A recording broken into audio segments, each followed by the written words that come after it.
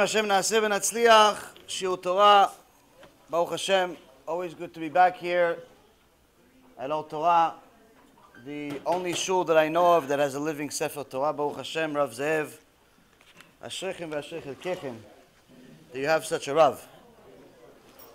The Chazal says that when it comes to Zikui Rabim, when it comes to teaching Torah, the words that the speaker, the rabbi, says all depends on the keilah. Meaning, if the guy is coming to make money, then all depends on his pocket. Depends how much money he wants to get in his pocket. If he wants to get a lot of donations, then you can just tell everybody everything's allowed. You want to drive on Shabbat? Enjoy. You want to eat taref? Eat twice. You want to go out with a non-Jew? Go out with two of them. Anyone that wants a lot of money will just tell you everything's allowed. And I'll find you something in the Torah that somehow shows them that it's allowed even though it's not allowed. On the other hand, when somebody is actually trying to help you do teshuvah, it's very different. And the reason why is because dvarim sheyotzim el halev nichnasim lalev. Things that come out of the heart reach the heart. Anytime somebody is actually going to try to help you do teshuvah, he has to do it with a full heart. And the reason why is because there's no money in it, number one. Number two, which is even more important, is that it's a thankless job. Most people, you're going to have a room of 10,000 people, the Rambam says, a stadium of 10,000 people, and he says, if I know that what I'm going to say is going to offend, it's going to offend 9,999 out of the 10,000 people, they're not going to like it. But one guy is going to do teshuvah. The Rambam, 900 years ago, says, I care less about the 9,999 people. I only came for the one guy to do teshuvah. Because he's the only one that actually was looking for the truth. The other 9,999 were just looking for excuses. So sometimes when you actually try to help people do teshuvah, you get some people to do teshuvah, but sometimes you get enemies instead. People don't like to hear the truth all the time. And HaShem Yitbarach already told us that we're am kshei oref. We're stubborn people. We don't like to be told what to do. We don't like to be told what to do by our spouse, our husband, our wives, our kids, our bosses, our customers. No one should tell us what to do. So as soon as somebody comes on and starts telling you you have to change your life, and you have to start doing teshuvah, immediately we're defensive. So for example, if you start telling somebody, listen, you have to do teshuvah, immediately tell you, what, you know how much tzedakah I give? Okay, great, so you should do teshuvah then. Oh, you know how I go to Beknesset? Great, that's good, so you're already starting. You just continue the teshuvah. But you know what? How much Torah I learned when I was a kid? Good job, you have a good start. That means you have to do teshuvah. But you know I was born religious? Even a bigger plus. You still have to do teshuvah. And after doing this for the last 4 years, 5 years already, seeing people from all over the place, from Israel to all over the United States, and talking to a lot of rabbanim that have actually been doing it for much longer than me, there's one conclusion everyone agrees. There's no such thing as religious anymore. There's only Baalei Teshuvah. It doesn't matter if you have a black hat or a blue hat or no hat or a small kippah or a big kippah. Everyone has to do teshuvah. Some people have to do teshuvah by keeping Shabbat. Some people have to do teshuvah by marrying a Jewish woman or marrying a Jewish man. Some people have to do teshuvah and start eating kosher all the time and not just sometimes. Some people have to do teshuvah because they have to start wearing clothes. If it's women, they have to actually start becoming modest. Some people have to do teshuvah by not stealing anymore. And as crazy as that sounds, Chazal says that one crime that practically everybody is guilty of, unless they work on it, is stealing. And the reason why is because we don't know how deep the details are in our business when it comes to actually doing honest business. So in Pesach, Hashem Yitbarach tells us that we're supposed to honor this extraordinary day that He took us out of Egypt. After being there for 210 years, 86 of those years were very hard labor, to such an extent that it didn't even matter if we built something or we didn't. The Egyptians didn't even want to give us, not only didn't give us any money, they didn't even want to give us any joy. So as soon as we built something, they destroyed it, just to make sure we stay down. So after dealing with this, Hashem Yitbarach heard our screams, started making some major miracles, one after another, month after month. We saw a new plague, started with the blood. And if you actually see some of my older shiurim from a couple of years ago, I showed what Chazal says, the sages say, about each one of the plagues having an actual reason. It wasn't just a mikre. It wasn't like a happenstance. He decided, you know what, let's just turn the water into blood, see what happens. Every single makkah, every single plague had a real reason. So for example, the blood had a few reasons. First one is because they didn't allow Bnei Yisrael to go into the mikveh. And in Judaism, if a woman doesn't go into the mikveh, you're not allowed to be with her. Even if you love her, even if she's great, even if she begs you, and even if you beg her. A woman that does not go to the mikveh, a husband is not even allowed to touch her finger. Not allowed to touch her finger.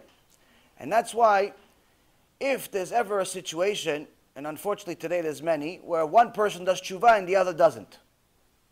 The husband does teshuvah, but the wife doesn't. Or the wife does teshuvah, but the husband doesn't. And in the beginning, it's a problem because the wife wants to keep Shabbat, she wants to keep Tarat Mishpacha, she wants to keep modesty, she wants to do all these things, but the husband still wants to go to clubs. He still wants to look at every girl that walks. He still wants to do whatever he wants to do. He still wants to be the same free guy that he was his whole life. And she tells him, listen, there's a new rule in the house. There's Tarat Mishpacha. I can't be with you for half the month. Now, if he says, okay, good, the marriage continues even if he's a mechalel Shabbat. Even if he continues to violate Shabbat, the hope is that he'll eventually do teshuvah. Eventually he'll start keeping Shabbat, eventually he'll start eating kosher, eventually he'll start doing things. But if he refuses to allow her to keep Tarat Mishpacha, and she goes to the Beit Din, most of the time they give him a very limited time frame to either change his mind and allow it to go to the mikveh, or they give him a get. It's the one thing that breaks up a marriage. It's the one thing that there's no excuses. Even if the guy's a mechalel Shabbat, which according to Judaism is the worst sin in Judaism, still that we say there's time. There's time. Maybe he'll do teshuvah next month, or in 6 months, or in a year, or in 2 years. But if he lets her go to the mikveh, at least he's honoring Hashem to some extent. But if he's that anti that he can't contain himself for even a couple of weeks, then that means there's no hope for this marriage. The same thing vice versa. If he does teshuvah, thank you. Thank you. If he does teshuvah and his wife doesn't want to do teshuvah, and he tells her, listen, you need to go to the mikveh. Once a month you have to go to the mikveh. During the time that you're pure, we can be together. During the time that you're not pure, we can't be together. It's about half the month, approximately, not exactly. And she says, I'm not going to the mikveh. I'm not going to the mikveh. The problem is that he can't touch her finger. He can't sleep in the same bed. He can't eat from the same plate. And if she continues with this attitude, he goes to the rabbis. The rabbis say, you have to get divorced. Yeah, but I have 7 kids. Have 18 kids. Doesn't make a difference. Why? There's no marriage without mikveh. So there's certain rules in Judaism that are make all or break all. It's either make it or break it. And there's certain rules where, alvai, we do it.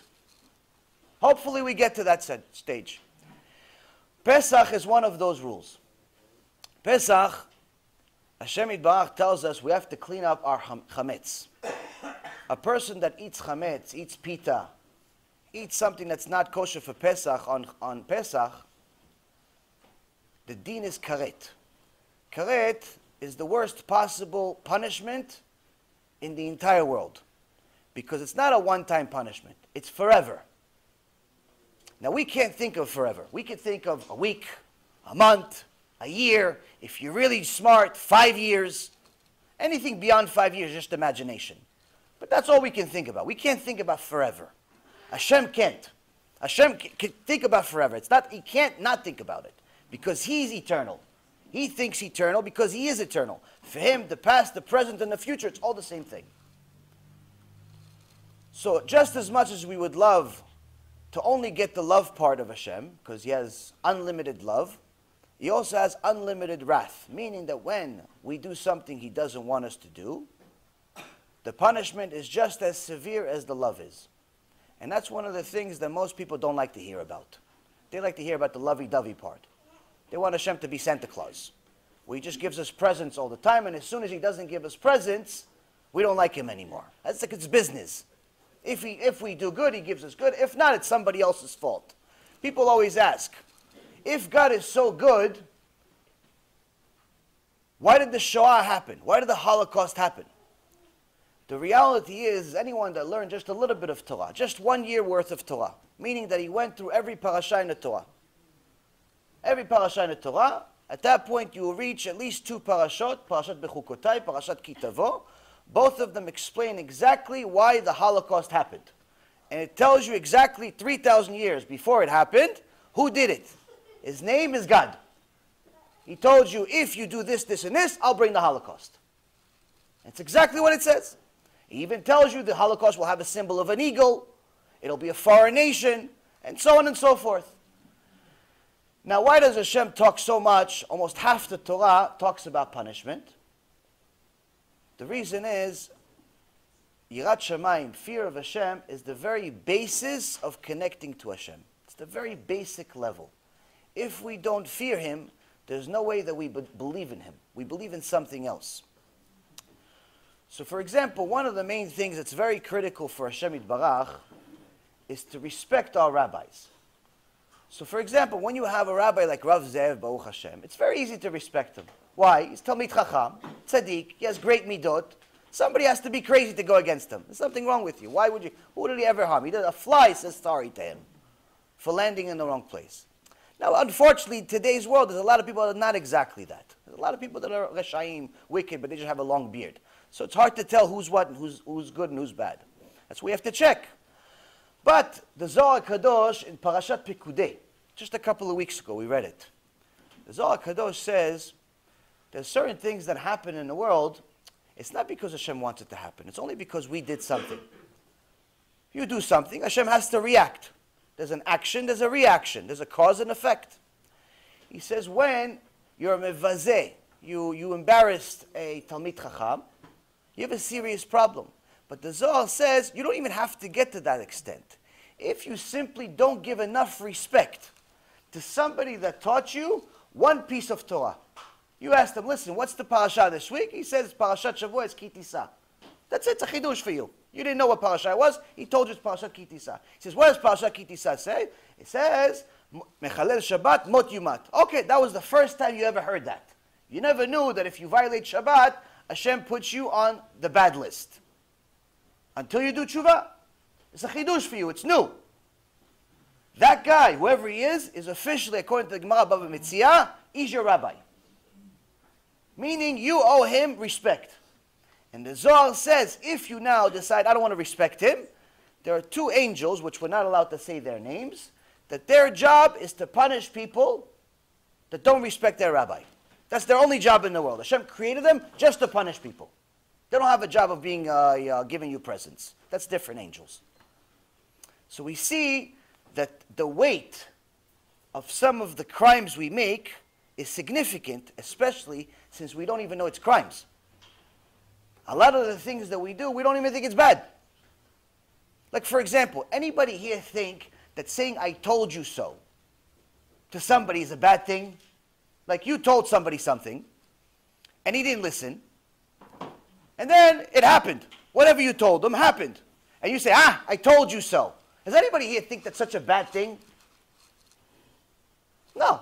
No normal person thinks it's such a bad thing. It's actually in today's world, especially in the Western world, it's a common thing. People do it all the time.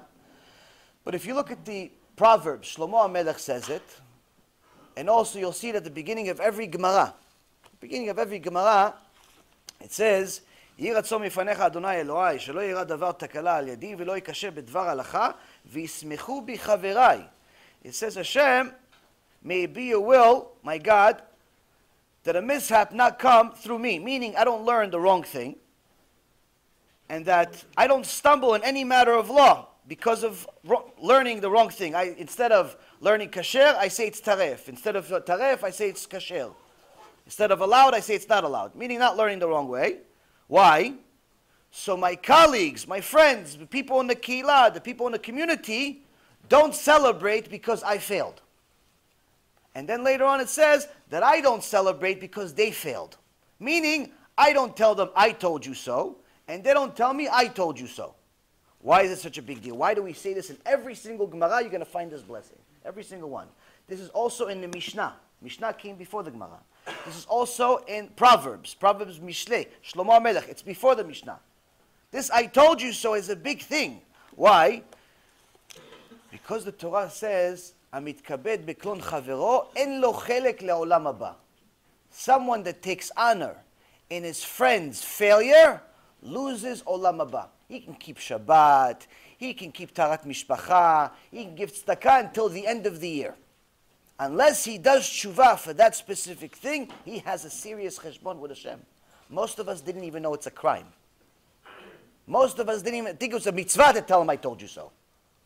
I told you so. I'm reminding you that I told you so. No? It's a problem. The only way you're going to find out these things is by learning Torah. And that's one of the things that I found out. Only way you're going to find out the truth is by learning Torah. You're not going to find it learning 5 minutes a day. You're not going to find it learning an hour a week. You're going to find it by regularly studying at least in the morning and at least at night. Half hour, an hour in the morning, if not more. Half hour, an hour at night, if not more. I know everybody works. I know everybody has a family. I know everybody's got a lot of things to do. But you didn't come to the world to make money. You came to the world to serve Hashem. And that's the mistake that we're making. Now Pesach, Baruch Hashem, is that reminder. Pesach, Hashem Yitbarach says you have to clean the Chametz. Now most of us think the Chametz he's talking about is stop eating bread. And yes, he says stop eating bread. But in reality, that's not the biggest mitzvah. If you eat bread, you have a serious problem. It's din karet. But the bigger problem is not the bread. B'ezrat Hashem, every one of us is going to have a Lela Seder.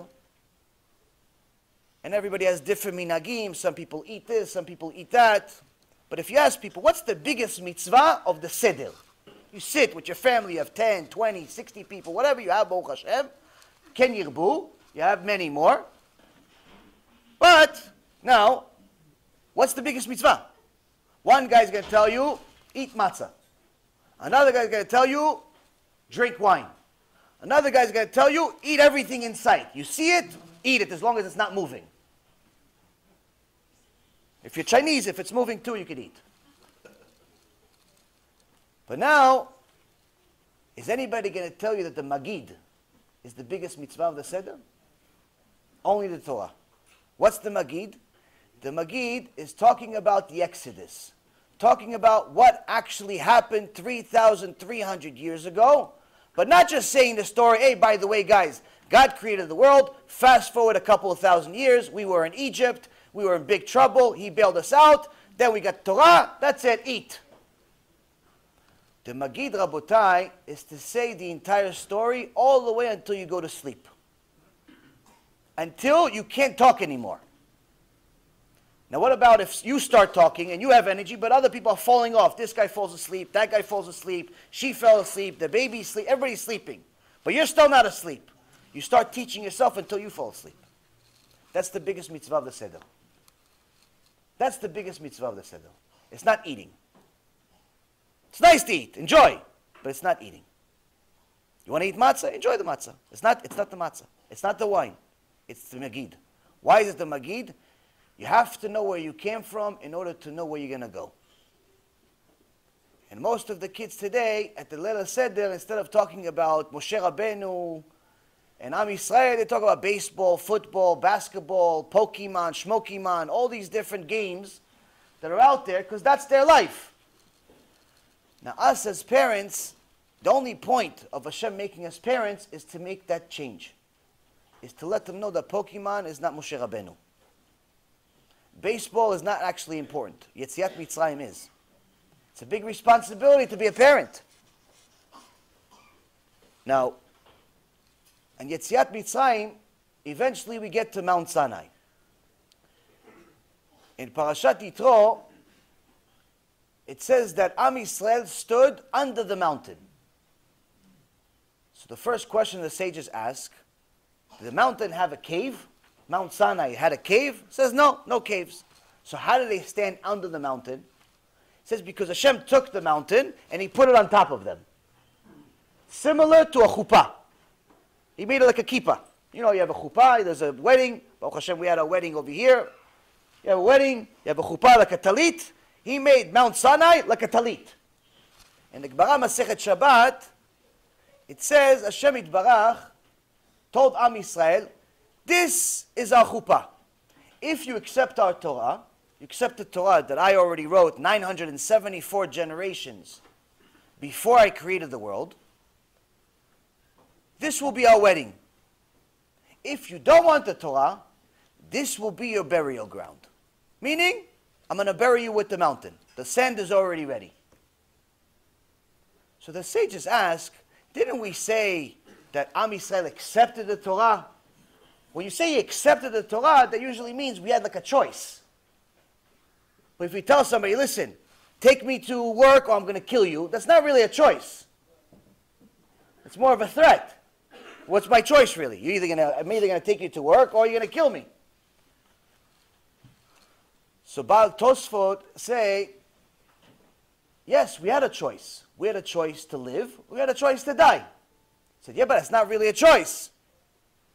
So they say, what did you think?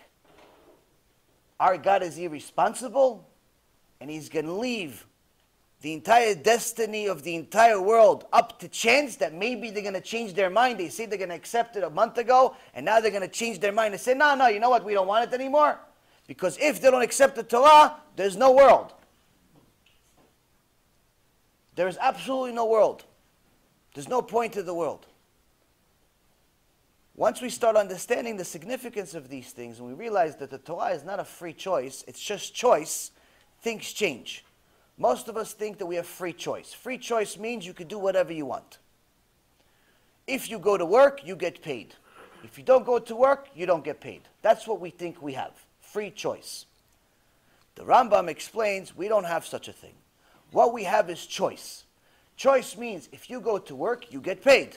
If you don't get to work, the boss sends people to your house and he breaks your legs. That's what we have. We have reward and we have punishment. We do good, reward. We do bad, we get punished. That's what we have. Anyone that tells you otherwise is a kofir b'Torah. He's lying to you. There's no other thing. This is one of the 13 principles of faith. Meaning, if I take you to the Beit Din in Queens, you want to convert, let's say, they're going to ask you, what's the 13 principles of faith? Meaning, what's the 13 things you have to believe in order to be a Jew? If you don't believe one of them, you cannot be a Jew. If you have one problem with one of them, you're saying, maybe, not so much, you can't be a Jew. So if you tell them, listen, I think that everything happened. Mashiach is going to come. Hashem is great. Moshe Rabbeinu is the prophet of all prophets. Everything is wonderful. But the whole reward and punishment system, I don't really see how it works. My friend drove on Shabbat, nothing happened to him. My other friend went out with a non-Jew, nothing happened to him. The other guy ate taref, nothing's happened to him. The other guy is a thief, nothing happened to him. So I don't really think this reward and punishment is really applicable anymore to our generation. So I don't really believe in it. At that point, the Beit Din says, goodbye. Goodbye. Now, if the person's already Jewish, he loses their olam haba until he does teshuvah. Why? At that moment, he became a kofir b'Torah. Kofir b'Torah means a heretic. And that's a serious problem. Now, most of us have a hard time believing until we see something. So, Arav Nisim Yagen, alav shalom, used to say that the Rambam says that at the end of days, you're going to have zchut. You have to have merit to do teshuvah. Not everybody's going to do teshuvah. And just like there was 3 days of darkness in Egypt, as one of the ninth plague, there's going to be 15 days of darkness before Mashiach comes. Now during that time, Hashem is going to clean up the world of all the Reshaim, all the people that violate Shabbat, all the people that go against Am Yisrael, and so on and so forth. Now, to be one of the selective few, you actually have to have merit. Why? You have to do teshuvah before it happens. Uba l'tzion goel l'shaveh pesha b'Yaakov. Meaning, the goel, the Mashiach, is coming to help the people that used to be poshaim, used to be criminals. Criminals what? They used to be kill people? Not necessarily. Could be just simply criminals against Hashem. That's who the Mashiach is coming to save. He's coming to save the Baalei Teshuvah. It doesn't say, Uba L'Tzion Goel Leshaveh Pesha the Hasidim, or Hasidei Chabad, or Satmer, or the guys that wear a hat, or the guys that have a beard. It doesn't say that. It says Pesha B'Yakov, meaning all of Am Yisrael, but the ones that did Teshuvah. The ones that did Teshuvah, that's who the Mashiach is going to come to help. Now if somebody says, I believe in everything except reward and punishment, he cannot be included in that list. So this is why, Rabotai, there's a few things that you should know about the Mashiach. In the Gemara Masechet Sanhedrin, page 98, Yeshua ben Levi meets his best friend. You know who his best friend was? Eliyahu Navi. You have a chair for him over here. Eliyahu Navi. Eliyahu Navi was his best friend. He showed him Gan Eden, he showed him Gehenom, showed him a lot of nice things. So Yeshua ben Levi says, when's the Mashiach going to come? When's he going to come? He says, Mashiach? Go ask him. Go ask him. He goes, where is he? He says he's at the gate of Rome. He's over there. They destroyed Bet HaMikdash, Balagan, a lot of craziness. He's over there with all the people that are suffering. So, like us, Yeshua ben Levi thought he's going to go see someone, it's a melech, kadosh, mefoar, really fancy, beautiful, big, strong. What does he see? He sees a bunch of miskenim, a bunch of people that are wounded, and they're all replacing their wounds. They all have different wounds all over their body, and each one is taking off the thing that's covering it. They're taking off everything, and then they replace it. But the Mashiach has wounds all over his entire body. But he doesn't take off all of the tachboshet. He doesn't take off all of the stuff that's covering it. What does he do? He just takes off one at a time. So the first question Yeshua ben Levi asked him, why are you only taking one at a time? Why don't you do the whole thing? Why, like everybody else? He says, because at any moment, they're going to call me to be Mashiach. I have to be ready. I have to be ready. He says, when are you going to come? He said, tomorrow. Huh? Tomorrow? I'm going to go tell everybody. He goes back. He's excited. Wait for him. Tomorrow he didn't come. So he goes to Eliyahu Navi. He says, no. He says he's going to come tomorrow. This is 2,000 years ago. He says he's going to come tomorrow. He goes, no. Yeshua. You didn't understand what he meant. What he meant, he's going to come when Am Yisrael does teshuvah. That's tomorrow. Tomorrow. If you do teshuvah tomorrow, I'll come tomorrow. You do teshuvah in a week from now, I'll come in a week from now. Whenever you're ready, I'm ready. So now the sages ask, why does he have all these wounds? Why does he have all these wounds? Why isn't he like powerful and strong, 20 feet tall, like Moshe Rabbeinu? The Gemara in Masechet Shabbat says Moshe Rabbeinu and most of the Levi'im were 20 feet tall. 20 feet tall. To us it seems like what? They were giants? No. That's how big they were. Because in order to carry the Mizbeach, you had to be that big. So now, how come the Mashiach is not huge and strong and everything? Why does he have all these wounds? The sages teach us suffering was divided into three. HaShem divided. There has to be suffering in the world. 1/3 of the suffering of the entire world was given to the Avot HaKadoshim. Avraham, Yitzchak, Yaakov, and even Moshe, Aaron, David, Shlomo, all of the giants in Judaism had to suffer in order to become giants. Mesirut Nefesh is a requirement to be a Jew. And I don't mean just a Jew because your mom is a Jew that's a holy Jew. Why? Because in order to get close to Hashem, you have to sacrifice. So the Avot HaKadoshim sacrificed the most. Avraham Avinu was willing to sacrifice his son. Yitzchak was willing to sacrifice himself. Yaakov, willing to sacrifice everything. The second third of suffering was given to the Dorei Hashmad, the difficult generations that went through the Holocaust, went through the Inquisitions, went through the pogroms, and all of the suffering that Am Yisrael has gone through over the last 3,000 years. The Bet HaMikdash, by the way, if you read the Midrashim on Tisha B'Av, of what actually happened in the destruction of the Bet HaMikdash, with all due respect to people that lived through the Holocaust or know somebody that lived in the Holocaust, what actually happened in the Bet HaMikdash and the destruction makes the Holocaust seem like a small little thing. It was much, much worse in the Bet HaMikdash. We had many, many more people die, and it was much, much more brutal. We only know the Holocaust because we have pictures of it. And we know some people that lived through it. One of a student of mine that lives in Florida, he's 94 years old, Baruch HaShem, Baal Teshuvah, and he's a Holocaust survivor. It's never too late. And he told us what he saw. He says everything he says, it's much worse. We had a shiur about some tough things. At the end of the shiur, he's 94 years old. He was already there for 2.5 hours. He says to everybody in a low voice, everything he says, it's much worse than what he says. I saw it. It's much worse than what he says.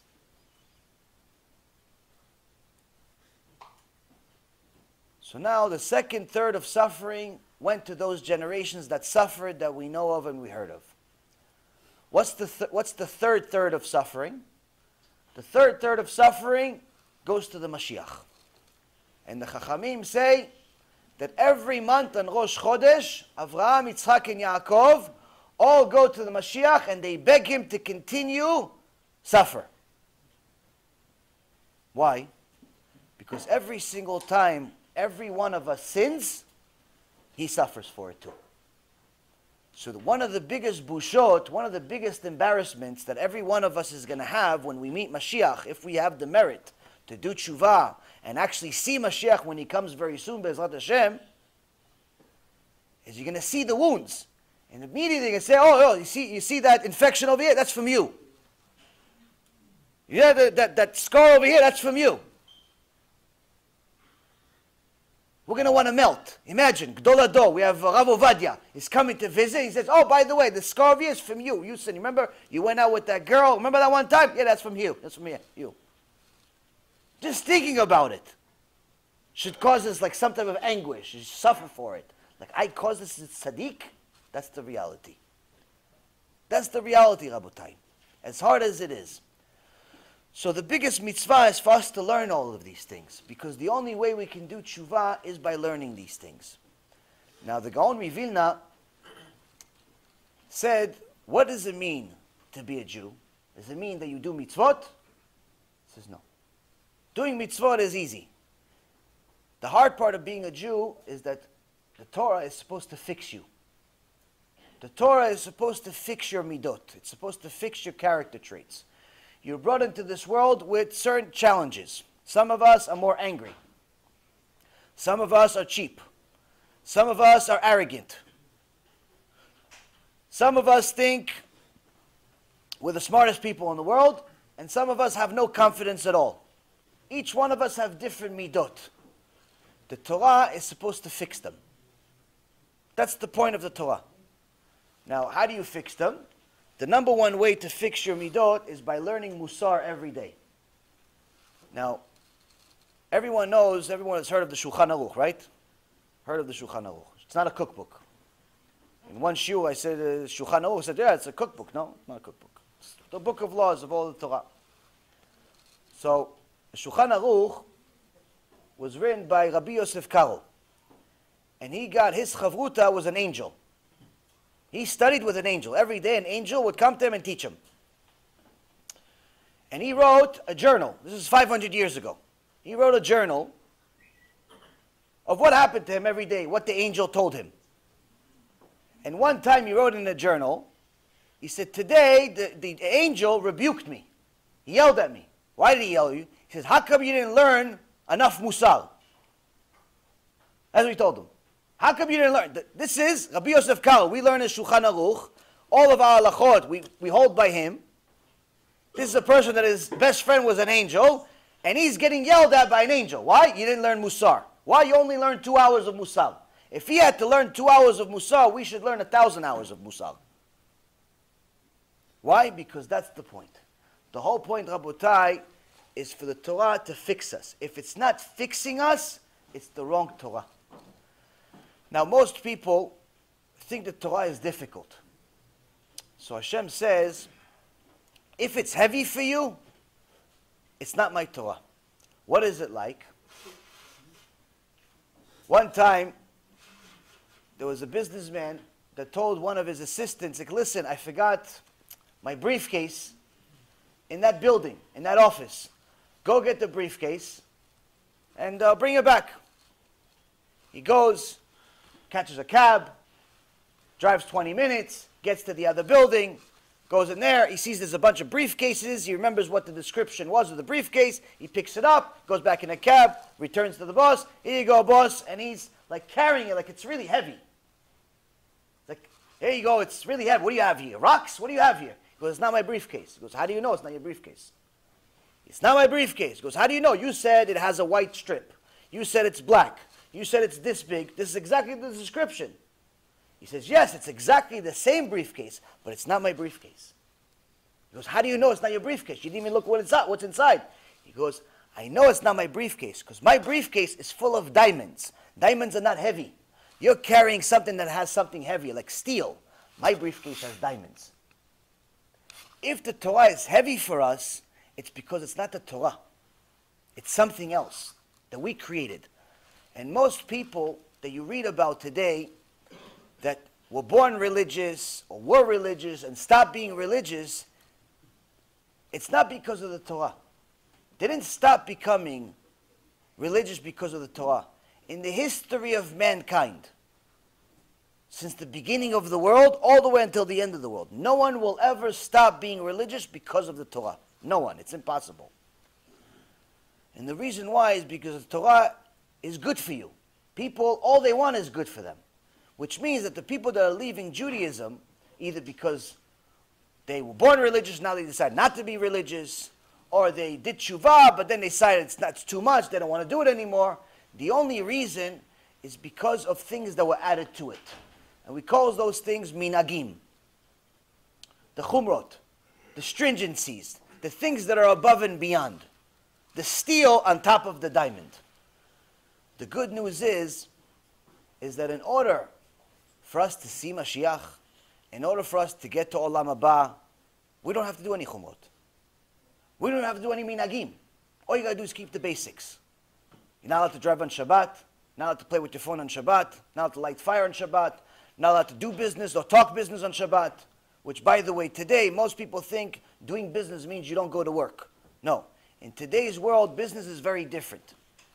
99.9% of all business is talking.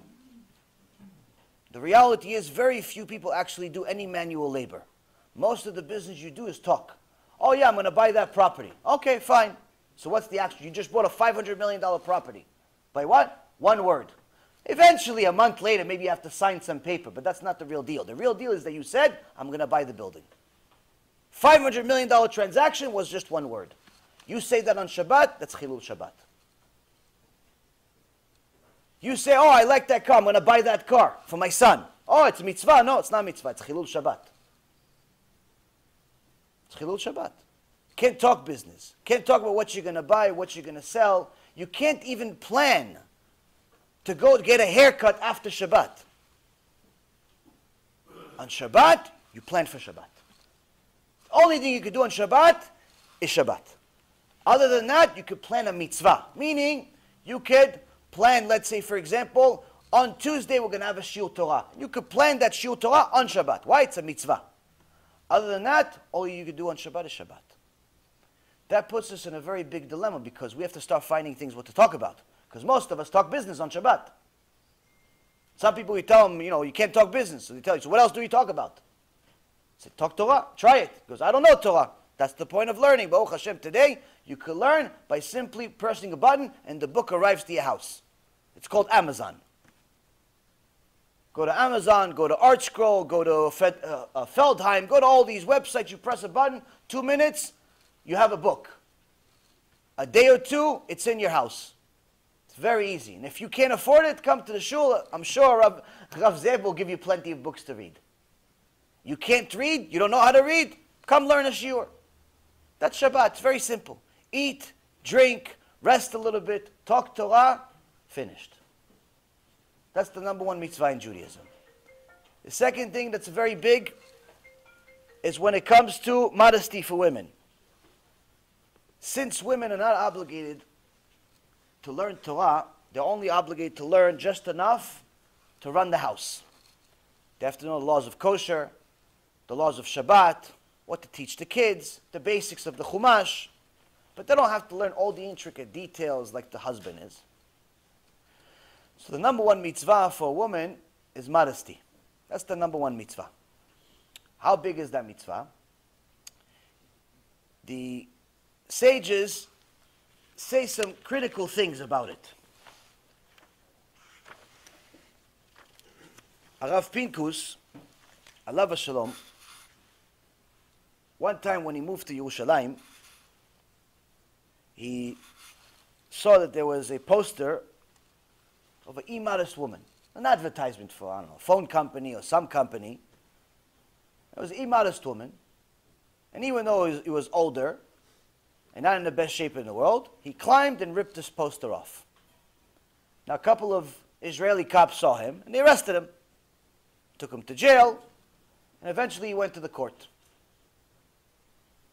And the judge told him, "No, why'd you do it?" He said, "Listen, Your Honor, I'm not a criminal. Everyone knows who I am. I'm a big Baal Chesed. I help a lot of people. I teach Torah. But you have to understand that in our Torah, in Sefer Dvarim, the book of Deuteronomy, chapter 23, verse 15, it says, "V'lo yireh becha ervat davar, v'shav me'acherecha." It says, Hashem Yitbarach, our God, tells us that He will not see nakedness among us because that will cause them to turn away. It says, you see, Am Yisrael has an army. And I think I heard that the judge has a son in the army, right? The judge says, yeah. He says, see, I think that maybe you don't know, but I just saved your son's life. Because Hashem says that if there's nakedness among us, He's going to leave us. So if you want your son to come back from war, I have to rip the poster. But if you want someone to knock on your door one day and says, "Excuse me, Your Honor, yeah, your son, we're sorry. We're sorry." Why? There was a poster. Hashem says there's immodesty in the streets, bad things happen. 2 verses later, Hashem Yitbarach says there shall never ever be a promiscuous woman. Why is a promiscuous woman right after immodesty? Because immodesty symbolizes promiscuity. One thing leads to the other. That's why, Rabotai, if there was a percentage made in the Torah and says, what's the weight? How much out of 100% of the mitzvot of a woman? How much is modesty? Modesty is the difference between passing and failing for a woman. Meaning that a woman could read Tehillim from here till next year. She reads Tehillim, she has groups for Tehillim, she is Tehillim, they even mention her in the Tehillim, everything is Tehillim, Tehillim, Tehillim. Good, Chazak u'Baruch. Chazaka u'Bucha, great. Shabbat she keeps. The kids, she feeds them kosher. Everything is great. But she's not modest because she doesn't want to cover her hair, or she wants to wear mini skirts, or she wants to be like Michelle Obama with no sleeves. You know, all those things like today. She's not modest. Unfortunately, she failed. She failed the test. Why? Because if 100% is what we have, and a passing grade is 51, modesty is 51. Meaning that even if she's perfect with every other mitzvah, the best she's going to get is 49, a failing grade. But that means she's perfect with Shabbat, she's perfect with everything else, which realistically it's very hard to be. That's how big modesty is. And unfortunately today, that's the equivalent of Akedat Yitzchak for us. That's the equivalent of like sacrificing our kids. Because women today, they depend on their man. They depend on their man for confidence. Now, when a man gives his wife compliments nonstop, when she wakes up in the morning and she looks like Tisha B'Av, when she goes to sleep and she looks like Tisha B'Av, and in the middle of the day when she looks like she's a princess. Either way, he's always giving her compliments. Likes it, doesn't like it, he only has good words. Never a single thing to say that's bad. If she cooked something that is terrible, he still tells her he loves it. All he has is compliments. He is helping her build her confidence. Now if she walks in the street and all he has attention to is her, that builds her confidence. If every time She calls him, he's asking, how are you doing? Instead of, what do you want? That builds her confidence. If he actually cares about what she has to say and spends a few minutes a day talking to her, that builds her confidence. She wants to be modest. Why? She says, my husband's eyes and attention are all mine. I want to be only his. On the other hand, if it's the opposite, if he's like a gilgul, if he's a reincarnation of one of these mamterot, what's a mamtera in English? Sprinkler. Sprinkler, you know, sprinkler goes, do. He's like this. His head is like this. He looks at this woman, that woman, do. He looks at every woman that moves. He's like in reincarnation of a sprinkler. Immediately the wife loses all of our confidence. Why? You look at other women, that's because you're looking for something better. How come you're not looking at me? Immediately our confidence goes into the garbage. She calls him, she asks him, how you doing? He says, what do you want? Confidence drops to nothing. She cooks something. It's a little bit less salt than what he wants. And instead of just putting the salt on there and being quiet, he says, you don't know how to cook. Confidence, garbage. All of these things destroy the woman's confidence. What does she want to do? She wants to be, I got to get my confidence from somebody else.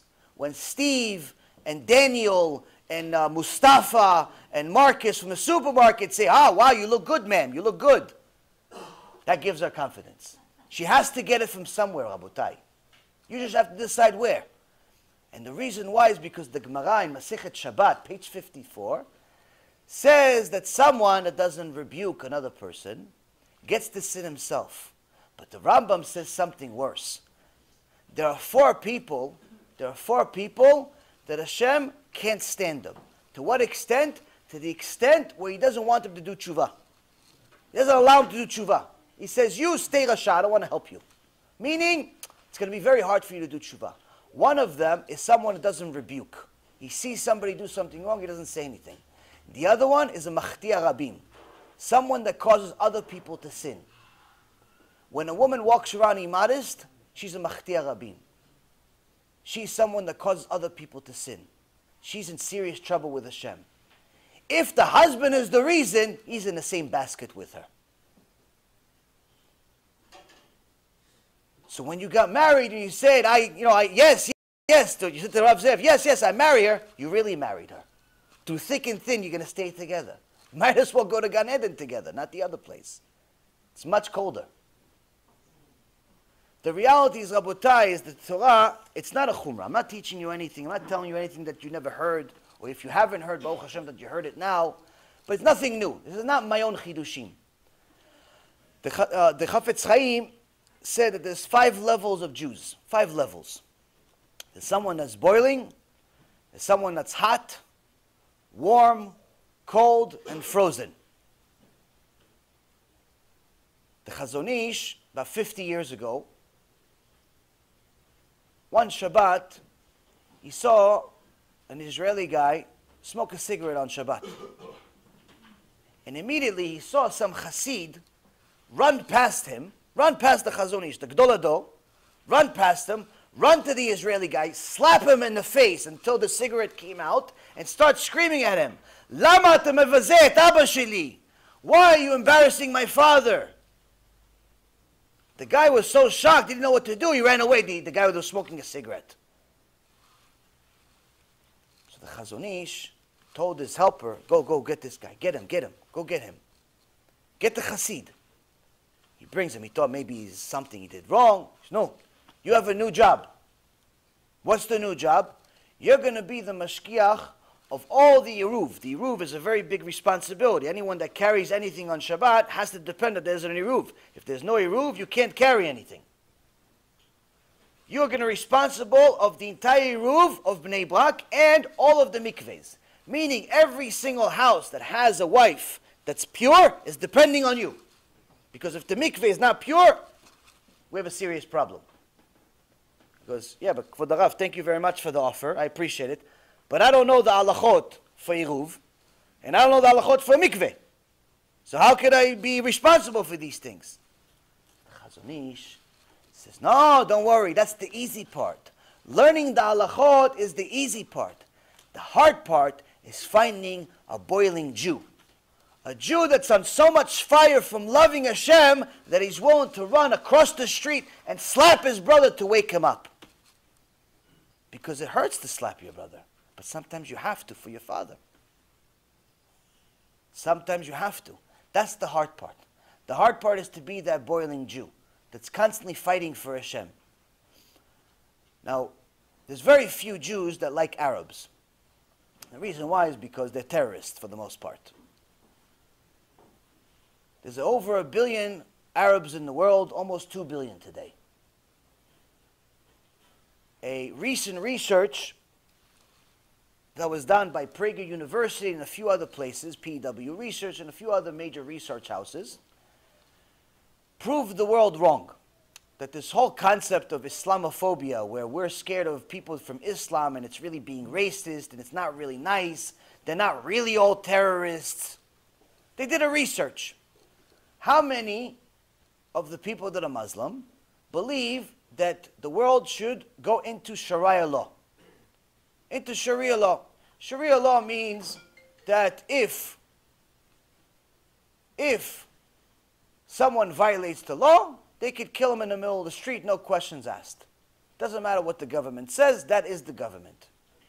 It also decides that circumcision is not only for boys, it's also for girls.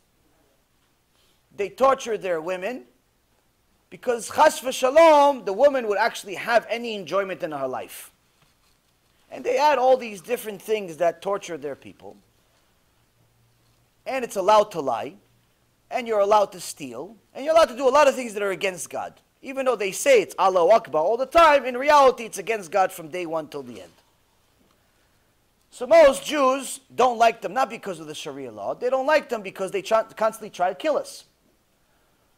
But there was a recent documentary made by Tzvi Yechezkeli, an Israeli journalist, who actually showed something that should make us embarrassed. He went into the Arab world, in Israel, in France, in Turkey, in the United States, in Germany, and he saw that there's one common denominator. There's one common thing among all of the places that have these 2 billion Muslims. The research that the research houses did confirmed that most of them believe in Sharia law, which means that most of them believe that terrorism is perfectly okay. Blowing yourself up in order to just for the sake of Allah or for the sake of Muhammad or someone in between is perfectly okay. Meaning most of them are terrorists for sure. That's what their belief is. Even if they themselves are not terrorists, that's what they believe. But what Tzvi Yechezkeli found out is the chidush. The chidush is, Rabotai, is that every single one of them, in order for them to be a Muslim, they have to do something called dawah. Dawah is the equivalent, le'avdil, but it's the equivalent of what Judaism calls Kiruv. Kiruv rechokim. Meaning, making people do teshuvah. Now, as a Jew, you tell somebody, listen, not only you do teshuvah, but go help other people do teshuvah. You're like, listen, let me fix myself first, then I'll worry about somebody else. Let me fix myself first. The Muslims, on the other hand, there's no questions asked. You want to be a Muslim? Go recruit people to be Muslim. So the question is who? He says there's 8 billion people in the world, 2 billion are Muslims. Go recruit 6 billion. And that's why every single time you'll see the halal trucks all over New York, all over Jersey, all over everywhere pretty much today, you're always going to see a sticker. And the sticker says that God is the only God and Muhammad is the prophet. So Tzvi Yechezkeli asked the people running the trucks, why do you have this sticker? Why do you have this sticker? He says, because I'm trying to help people become Muslim. He goes, yeah, but they're Christian. There are other people. He goes, yeah, exactly. I'm trying to help them to become Muslim. He goes, oh, so through your business, you're also doing dawah. He goes, no, I'm doing dawah and sometimes business. Meaning my number one thing as a Muslim is to get people to be Muslim. Then do business. Us, Rabotai, we're Jews. Our number one thing is to go do business. Then be Jews. That's the problem. That's the root of the problem. They have falsehood, the Christians have falsehood, but they play as if it's real. They believe it as if it's real. Every neighborhood has a Christian guy that knocks on people's doors, whether it's Jehovah's Witness or Jews for Jesus or some other avodah zarah they created for the week. Every neighborhood has somebody dropping off some Bible by you, or asking you to talk, or asking you to come to church, or they're even willing to pay you. They're willing to pay you, buy you a house, buy you whatever you want. Just go worship their idol. Every single one of them. To be a Christian, you have to do it. You have to be a missionary. To be a Muslim, you have to do dawah. Rabotai, the secret is, Hashem Yitbarach told the prophets, to be a Jew, you actually have to do Kiruv. It's not just about you doing teshuvah. It's actually about helping other people do teshuvah. And the reason why is because even if you start keeping Shabbat perfect, you never talk business again. Even if you stop driving on Shabbat, even if you leave the non-kosher business and start a kosher business, even if your wife becomes a tzadikah, kdosha, everything is perfect. She looks like better than the rabbanit. Even if you start learning Torah from morning till night, everything is good. Baruch Hashem, you're good from today on. The problem is until now. The problem is what happened until now. When we go up to Shamayim, Hashem Yitbarach says, good job, you've been keeping Shabbat for 70 years straight. Great. The problem is the first 50 years. The first 50 years you didn't keep Shabbat. Somebody has to pay. There's a missing account of Shabbat. You didn't keep Shabbat for 50 years. So we're going to discount the first 13 years of a guy. We're going to discount the first 12 year girl. Other than that, you have to pay the bill. Now you have two ways to pay the bill. One, you pay it over there. It's very expensive and very hot. I have a shiur about it if you guys want to know. The cheaper way, the better way, is to go help Am Yisrael do teshuvah. And the reason why, if you give him a CD, or you bring him to a shiur, or you help somebody do a shiur, whatever it is, you get them to come and do teshuvah, every single time they keep Shabbat, you now kept two Shabbats. Your Shabbat and their Shabbat. They married somebody, and that person is now going to keep Shabbat because of them. Now you kept 3 Shabbats. Every week, you kept 3 Shabbats. Every year, over 150 Shabbats. So now instead of after 120, you arrive to Shamayim with a great account for 70 years, a terrible account for 50, now you have extra. Now you have extra. That's why, Rabotai, for all of you that are asking, how come Rabbi Meir Balanes, Rabbi Akiva, Rabbi Shimon Bar Yochai, how come they have so many schuyot, they have so many merits that people could ask them, please, Rabbi Meir, pray for me in Shamayim, help me out.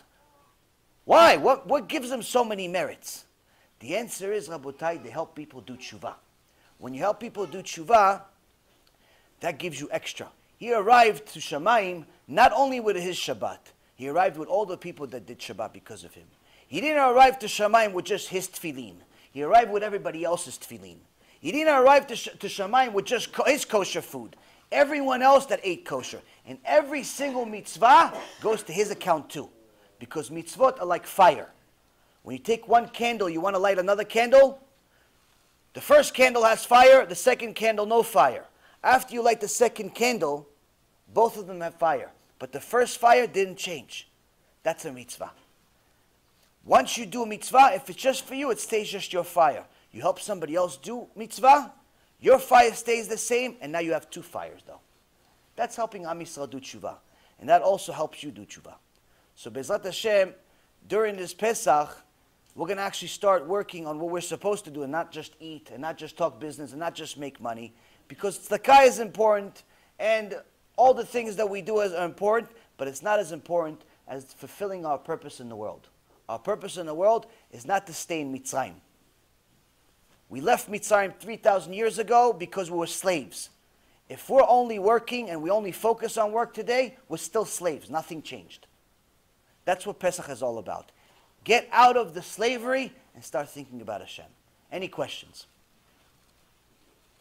You had some questions at the beginning. You said you had topics. Okay. Usually I close the camera. There's 25 questions everywhere. So yesterday we had a shiur. Baruch Hashem. They had some questions and answers and everything in Queens.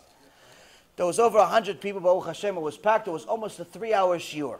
Now after 3 hours of talking to people, mitzvot, arguments, this, that. They asked me about the wig, about Shabbat, and different things. 3-hour conversation, 3-hour recording. You figure it's finished, right? People are starting to leave. Okay, we stopped the recording. Baruch haba, thank you very much. And then 25 people came and started asking more questions. We stayed there for another 3 hours. Another 3 hours worth of questions by the time we finished 4 o'clock in the morning. So usually when I shut off the camera, there's more questions. The only thing is, today, I have another shiur in Brooklyn at 10 o'clock. So you only have about a half hour worth of questions if you want. Ken.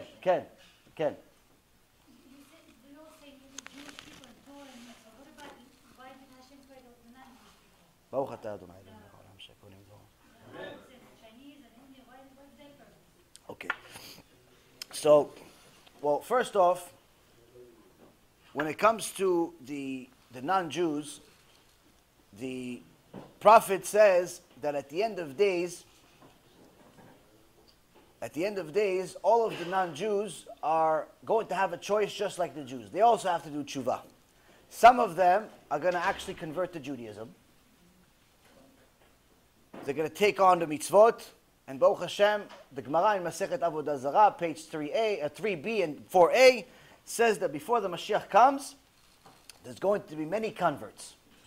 And we're seeing it every day. In the old days, once in a blue moon, you'll see somebody convert, because Jews were persecuted, were being killed every week. Why would anybody want to be a Jew? Today, every day, hundreds of people are converting. Baruch Hashem.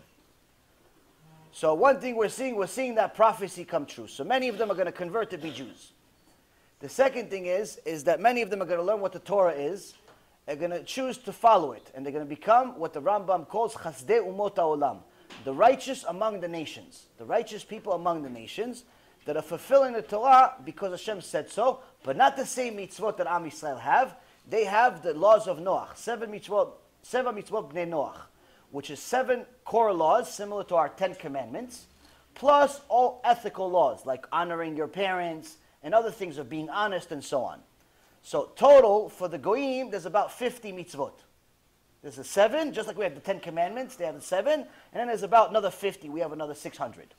Now, the Rambam says that if a non-Jew keeps those mitzvot, like they don't murder, and they don't commit adultery, and they don't eat a living animal, and they don't believe in a false god, and so on, if they don't do all those things just simply because it makes sense not to do it. It makes sense not to kill people. You don't have to have the Torah to understand that it's a bad thing to kill people. If they do it, if they keep the mitzvah, because it makes sense, the Rambam says not only do they not have olam haba, they have no reward, but they're now, instead of being chasdei umot haolam, they're called tipshei umot haolam. They're called the stupid people among the nations. Why? They did all the work, but they're not going to get paid. Meaning that the reason to do all of the mitzvot is not because it makes sense to us, and not because it makes sense to them. The reason to do all of the mitzvot is because it makes sense to God. If you do it because God said so, then you're fulfilling the mitzvah. In the Gemara, Rabban Gamliel says, a person should never say, I hate eating milk and meat, or I hate stealing, or I hate committing adultery. You should never say that. You should say, I want to steal, I want to eat milk and meat, but what can I do when my father said I'm not allowed? Meaning, I want to eat cheeseburger, but my Father in heaven said I'm not allowed, so I can't do it. The chokhmah is not to not do a crime against Hashem because it's bad. The chokhmah, the wisdom here is to not do it because Hashem said so. That's the entire Torah. That's the entire Torah. It doesn't make a difference if it makes sense to you or it doesn't make sense to you, if you agree with it or you don't agree with it. If you're going to wait to agree with every single mitzvah, you won't have enough time to live. And that's why we have the mitzvah of Parah Adumah. The Parah Adumah, the red heifer, Shlomo HaMelech says, this one shows me I know nothing. He was the smartest man of all time. But he says, once I got the Parah Adumah, I realized I don't know anything. What, about Parah Adumah? You don't know anything? He goes, no, I don't know anything about anything. Everything I learned, I realized I don't know anything. Why?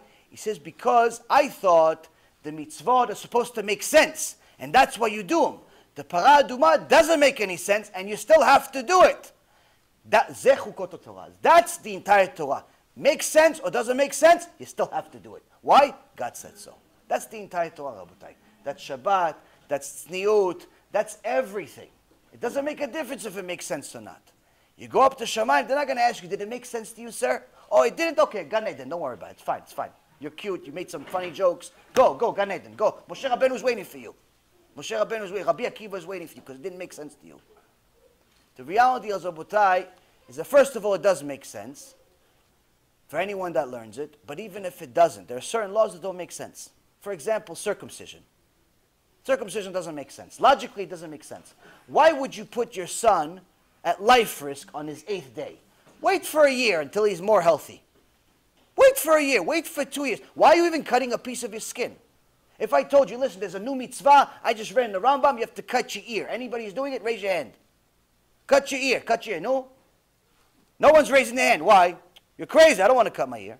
Okay, cut the other ear. Cut the nose. Cut your finger. Why? I'm not cutting anything. So why are you cutting your son? Why are you cutting your son? Even a more sensitive spot. Why don't you wait to ask him until he's a little older and he has an opinion? Ask him, no, my son, you want me to cut you? Why not? Doesn't make any sense. That's the entire Torah. The entire Torah is, it's not supposed to make sense. If it made sense, it wouldn't be from God. It would be from a human being. Rambam says, if I understood him, I would be him. There are certain things that are nice. There's something called te'amim. There's like a taste, there's a flavor. Where, you know what? On the 8th day, it happens to be that the vitamin K in the body is the highest level it's ever going to be in your entire life. So it's nice that you're able to heal faster if you do Brit Milah on the 8th day than if you do it any other day in your entire life. Now, we only found this out in the last 20 years, though. So for the last 3,000 years, we still had to do it. Meaning that with or without the vitamin K, we still had to do it. Now, if, chas v'shalom, the kid is sick, and he can't do it, he has tzayevet, he has jaundice, and he can't do Brit Milah on the 8th day. And by the time he's healthy, he's 2 months old. Like it happened to a friend of mine. His son, by the time he was healthy, he was 2 months old. Do we still have to do Brit Milah? Still have to, but he's not 8, but there's no vitamin K. You still have to do Brit Milah. Why? The vitamin K, it's a nice thing. It's a nice feature. It's like power windows. But it's not the reason you have the car. You get the car to drive the car. It's not the reason you do Brit Milah. You do Brit Milah because God said so. Shabbat is nice. You have a vacation once a week. But that's not the reason you have Shabbat. Because in reality, if it's vacation, go to Vegas. It's much more fun. Go to Taj Mahal. Go to Bali. Go to Tahiti. Go to Israel. Go somewhere. If you really want vacation, go to vacation. It's not the vacation part. It's Shabbat. Shabbat, it's not about the vacation. Shabbat is about learning Torah. If you're not enjoying Shabbat, it's because you're not learning Torah on Shabbat. It defeats the whole purpose. If all you're doing is playing basketball and football on Shabbat, you're not keeping Shabbat. You're playing basketball. You just have a day off of work. Because what happens when you play sports and you do all these secular things, number one, there's no Oneg Shabbat. You're keeping something that's not Shabbat. You've made Shabbat into something else. That's number one. Number two, you put yourself in a situation you have to take a shower. Allah is, you're not allowed to take a shower on Shabbat. Not allowed to take a shower on Shabbat. Yeah, but I kept the entire Shabbat, except I took a shower once. You have a problem. Why? What is it like? If I told you that if you email me an email tomorrow morning at exactly 8 a.m., as soon as the email arrives in my inbox, $1 million would arrive in your bank. Good deal, no? Everyone's doing it. Everyone's ready to, it depends on what my email is. Okay, so I tell you what my email is, yaron@be'ezrat-hashem.org. Now you all, after the shiur immediately, even during the shiur, you're starting to write the email now just to make sure you write it. Now by tomorrow at 8 a.m., you see no $1 million. You call me, no, what's going on with the $1 million? I tell you there's no email. What do you mean there's no email? Let me see. I come to your house and show you there's no email. So why there's no email? So I check. So what email do you have? You said Yaron@be'ezrat-hashem.org. I said, that's the problem. You missed the dot. The dot in .org. Like the dot in .com. Because, no, come on. It's such a long email. I missed one dot. What's the big deal? The one dot is everything. No dot, no email. You don't keep Shabbat 100%, it's no Shabbat. You don't keep kosher 100%, it's not kosher. The mitzvah is the entire mitzvah, not the mitzvah not the part that you like. Not just the kiddush. Everyone likes the Kiddush. I remember I used to like the Kiddush too, and then go to the movies, then go to the clubs. That's not Shabbat. That's not Shabbat, Rabotai. That's not tzniut. Tzniut is not just wearing a dress. It's wearing a long dress. A lot of women wear short dresses. They think, oh, it's mitzvah, I have a dress now. No, it's better off you didn't wear the dress. Better off you wear pants now. Why? It's so short, the pants are more modest. So the reality, it's not just half the mitzvah. It's the entire mitzvah. Why? Just like we want, if you ask for Hashem, refuah shlema. Refuah shlema. Today, we have, oh Hashem, David ben Chana and Leah Ilana bat Sarah. We need for them, we did this whole shiur for their refuah shlema. We also did for the Ilui Nishmat of Israel, Ka'alani ben Shulamit. These people, we need their neshamot to get stronger. The ones that are here and the ones that left us.